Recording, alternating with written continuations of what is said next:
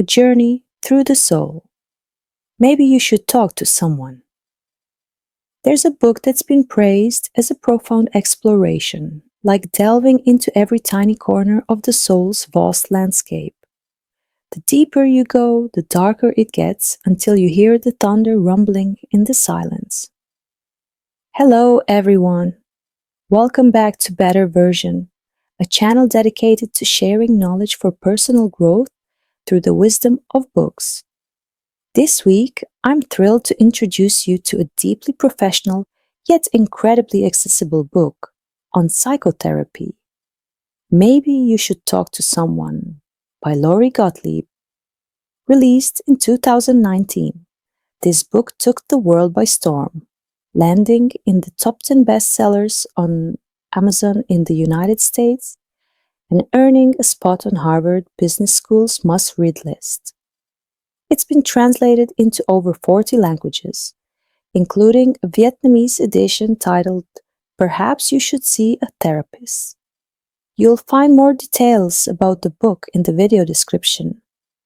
The author, Lori Gottlieb, is both a writer and a seasoned psychotherapist.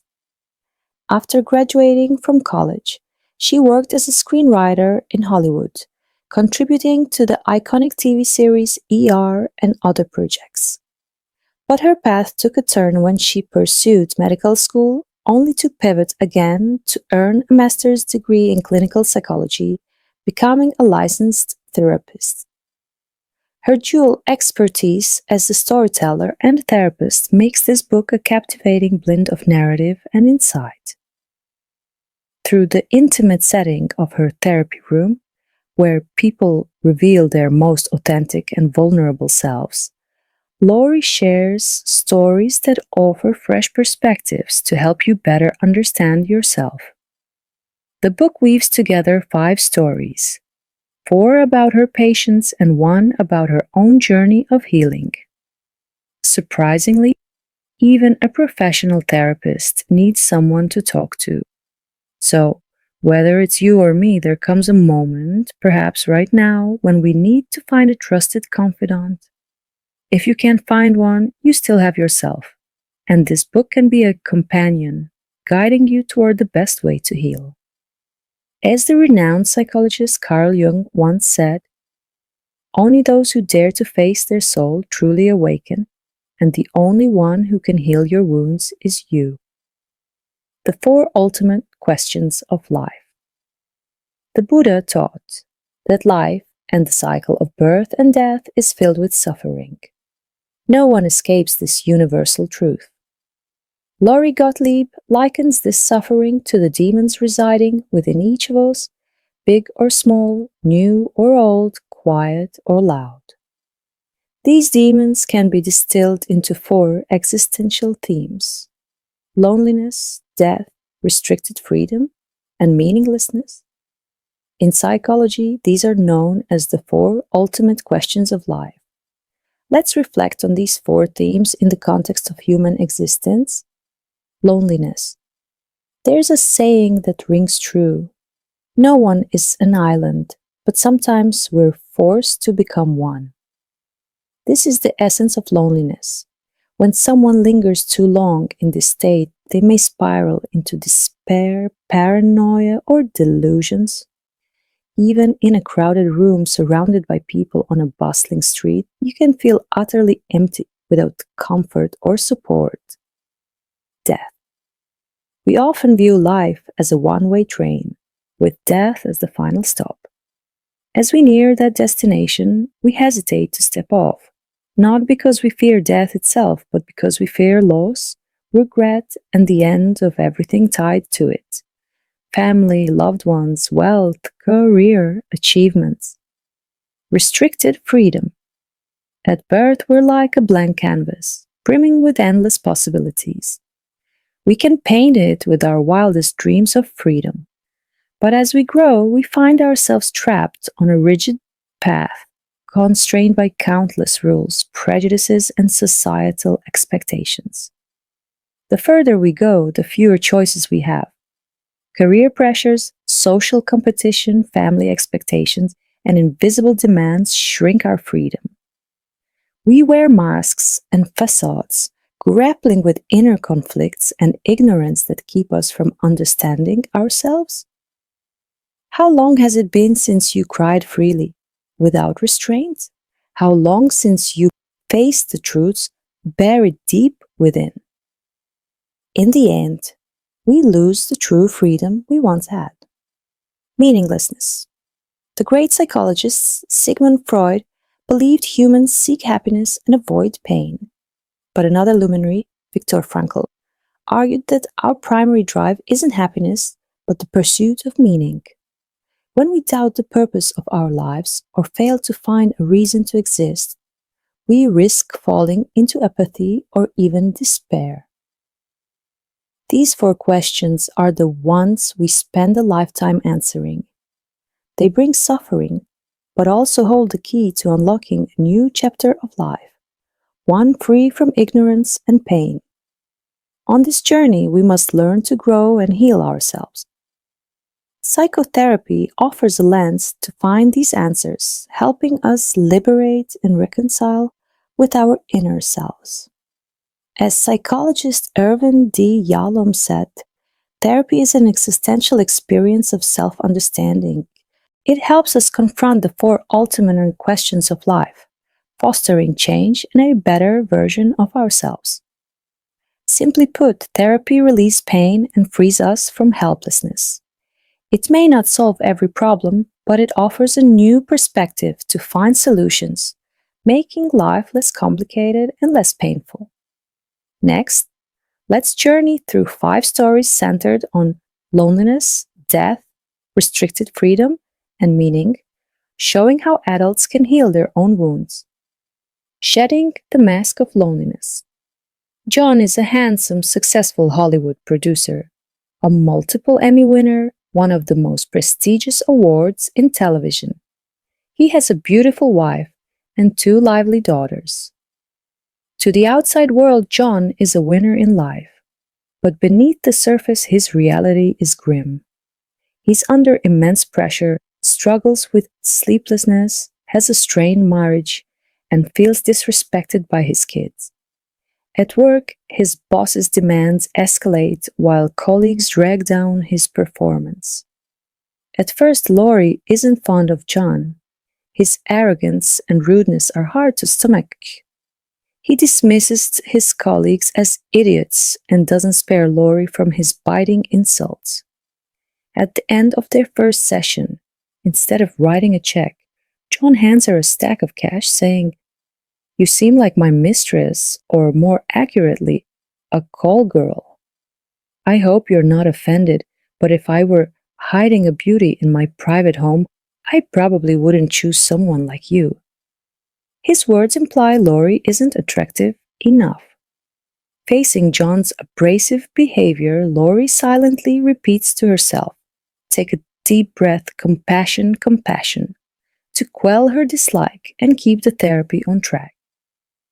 As therapy progresses, Lori realizes what she's seen is a mask John wears, a mask of indifference, rejection, and profound loneliness. When she notices how lovingly he cares for his dog, Rosie, Lori says, "I can see how much you love Rosie." John's face flushes and he quickly denies it. "What? Rosie's just a dog." He reacts like a shy middle schooler denying a crush, but his eyes betray a deep sadness. This moment marks a turning point in his treatment. John had been emotionally numb and closed off, but now he begins to show his true feelings. Why do people become emotionally paralyzed? Often it's a stress response to a traumatic, devastating experience. Overwhelmed by negative emotions, they numb themselves to escape the pain. With Lori's patient guidance, John finds the courage to voice his inner anguish. He can't forgive himself, believing he caused the death of his son, Guy. He's haunted by a car ride. "If I hadn't been distracted by a phone call, the accident wouldn't have happened. If there was no accident, Guy wouldn't have died and my wife wouldn't be depressed." In the ER after the accident, his wife sobbed hysterically, screaming, "You idiot, you killed Guy." As a father, John was equally heartbroken. Facing his son's death and his wife's blame, he wanted to cry out. But thinking of his young daughters, he suppressed his tears.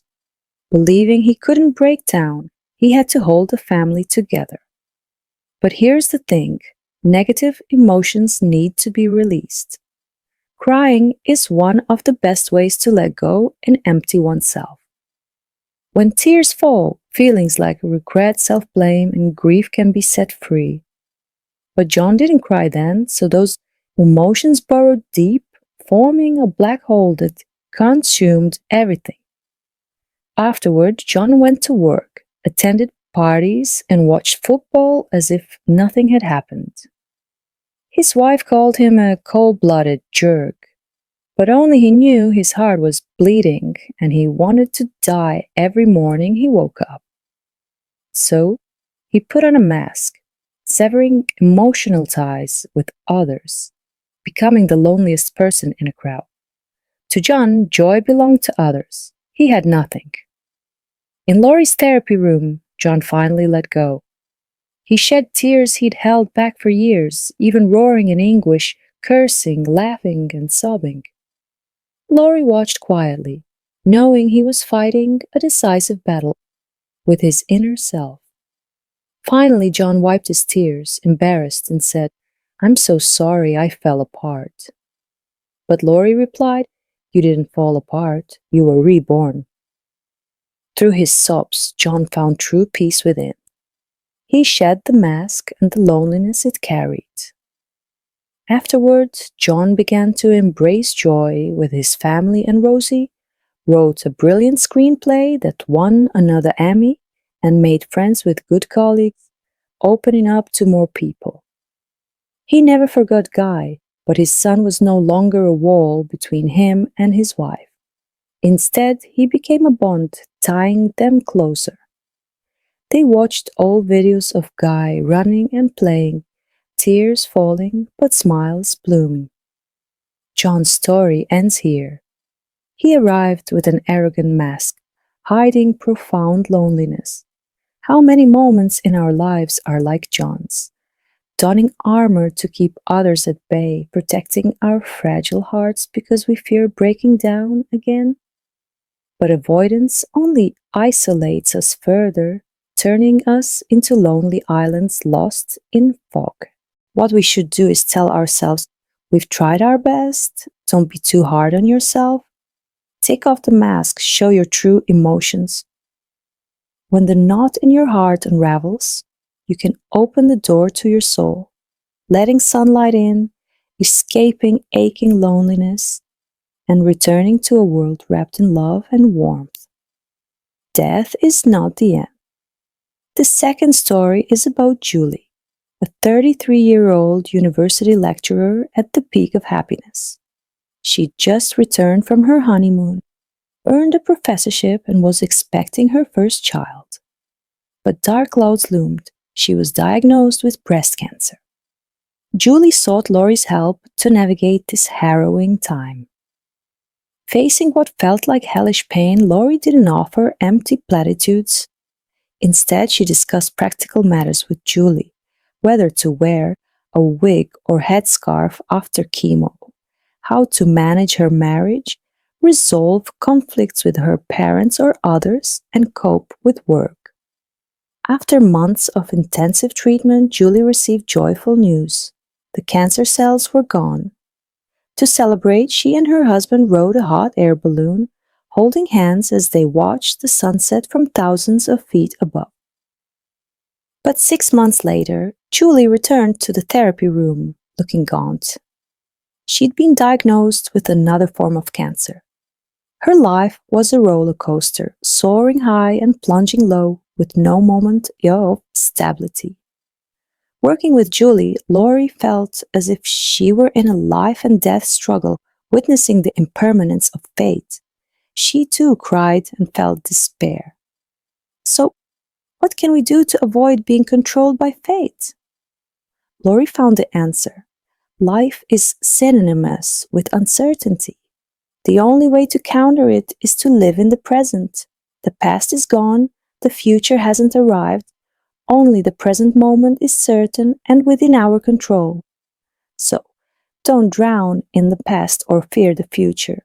Walk this path carefully and live fully.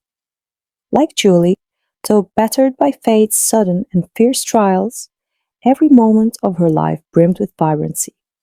She truly lived, trying her hand as a supermarket cashier because it felt practical and connected her to others. Starting a book club, helping friends with adult college entrance exams, engaging online with students. She even planned a unique memorial for herself, bidding farewell to the world with her signature flair. Most importantly, she helped her husband prepare a dating profile so he could find someone new. A Disney movie once said, "I thought the opposite of love was not loving. Now I understand it's forgetting. Death isn't the end of life, it's being forgotten." Julie left beautiful memories for those she loved. Her life's train is far from its final stop. Death isn't a grim reaper or a full stop, it's life's greatest lesson. Face the truth, we're in a one-way journey toward death. The world is unpredictable. Many assume the future is long, but who knows if a lightning bolt awaits around the next corner. Instead of living in fear, let go of other obsessions. Boldly choose what matters and live without regrets, whether you're here or gone. You're your own hell. Rita, 69, looks younger than her age but walks slowly, drained of energy, a hallmark of depression. Her life is a string of failures. As a child, she endured an unhappy home with her parents. To escape, she dropped out of school and married young. At first, Rita was happy, but her first husband soon revealed his alcoholism and abusive nature. She wanted to leave, but lacking education or skills, convinced herself to stay so her kids could have food, clothes, a big house, and good schools. Yet things couldn't get worse. Her 4 children faced tragedies. One became a drug addict, one was imprisoned, one took their own life, and one endured ongoing suffering. At that point, Rita stopped lying to herself and divorced, but she went through 2 more failed marriages. She spent her life in jobs she hated. Her kids were distant and she hid in her house, spying on neighbors, envious of the happiness she never tasted. Recently, Rita met a man who stirred her heart, but before she could speak, he chose a younger woman, deepening her insecurity. So, Rita sought therapy with Lori, feeling that if her life didn't change, she'd end it. Notably during sessions, when sobbing, Rita wouldn't use the fresh tissues on the table, clinging to a soggy one instead. Even when Lori offered a new tissue, she refused. Why this odd behavior? Lori believed it stemmed from Rita's deep-seated belief that she was unworthy. In her subconscious, she felt undeserving of anything good, even a simple tissue. In psychology, Rita's condition is called fear of happiness. It makes people see the world through flaws, feeling abandoned, betrayed, or rejected, like an empty pot where joy can't stick, but pain clings tightly. This fear often stems from emotional wounds, accidents, loss, or childhood trauma. Rita's fear came from crushing guilt, believing she was a terrible mother who failed to protect her children from her first husband's abuse. During his attacks, she'd hide in her room, painting with a bottle of wine, numbing herself, thinking that by shutting the door, ignoring the pain, it wouldn't exist. But why didn't a mother protect her children? The truth is, Rita was jealous of them, jealous of their comfortable lives, sibling bonds, and capable parents, things she never had. So when they suffered, she didn't help, satisfying her own envy. In contrast, The story of lost freedom comes from Charlotte, a stylish 25-year-old, a graduate of a prestigious school, working in finance with plenty of friends and admirers.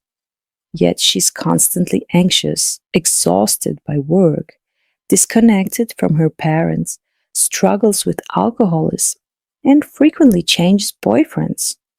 She carries the shadow of her alcoholic, depressed mother, and her boyfriends resemble her father. Sigmund Freud called this repetition compulsion. Those hurt in childhood are drawn to familiar scenarios, hoping to heal old wounds by reliving them. But the result is often the opposite. The wounds reopen, causing more pain. A French philosopher once said, "Hell is other people." But Lori Gottlieb teaches us that we are our own hell. Trapped in past obsessions, we become stumbling blocks on our own path.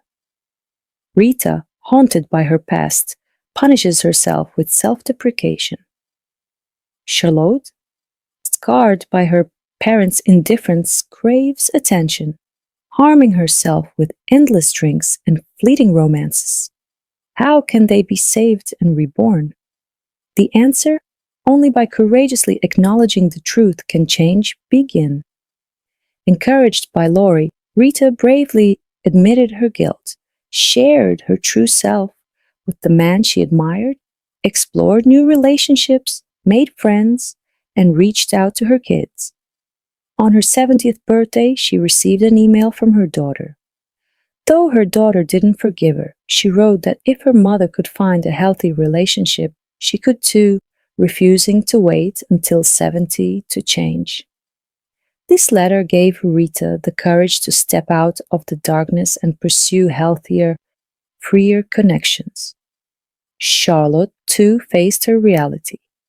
Lori showed her two paths: continue looking back, destroying herself in the shadow of her childhood, or look forward, embrace adult responsibilities, and build a brighter future. Charlotte chose to move forward, embarking on a transformative journey. Though she wavered, she gradually broke free from the chains of her childhood wounds, stepping into a wider world of freedom.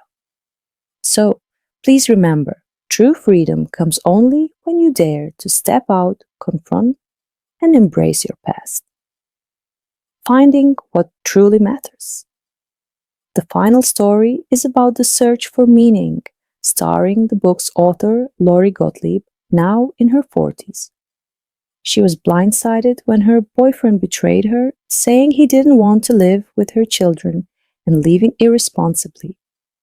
Furious, Lori called him the man who hates kids. Unable to accept it, she was consumed by anger and sadness.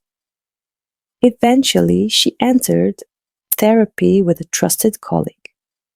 With her therapist's help, Lori realized the breakup wasn't the root of her negativity. It was a larger midlife crisis.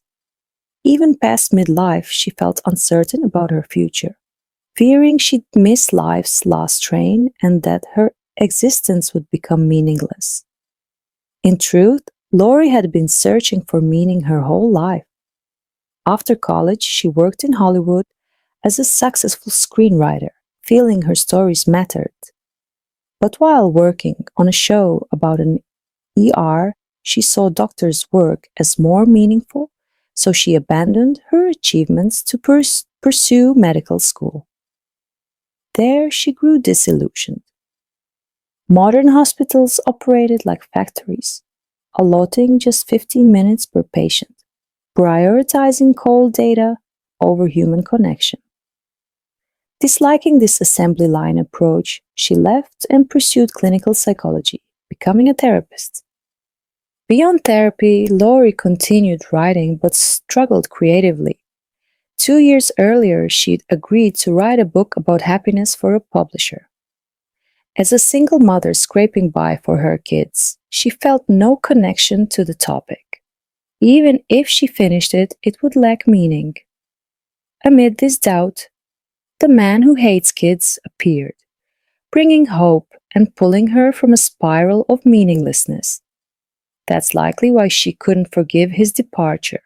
Without him, she faced that empty work again. Lori resolved to finish the happiness book quickly, prioritizing speed over quality, then focus on meaningful work. But as she neared the final chapter, she got an email from her ex, boasting about a friend starting at his company. Lori found it pointless. Why is he telling me this? We're done. Who cares about his friends or company? It's meaningless. That thought sparked a revelation. Isn't the book I'm writing just like his pointless email? If it can't resonate or touch souls, it's truly meaningless. Lori didn't want her legacy to be like that empty email. So she boldly wrote to her publisher, canceling the contract over and clearing her mind. She began seeking truly meaningful topics. Her passion for writing returned, free, relaxed, and vibrant like a gushing spring. She said she had to write something that mattered to her life, true to herself. Thus, Maybe You Should Talk to Someone was born. In 2019, it awakened and saved millions worldwide. Conclusion: maybe you should talk to someone. After reading this book, you'll realize life isn't easy. Loneliness, death, lost freedom, and the struggle for meaning. We all face immense challenges. We crave connection but fear hurt. We're full of hope but dread the future's uncertainty. We know we must let go of the past but can't face our wounds. So, maybe it's time to talk to someone. Some books lay out philosophies and evidence through stories.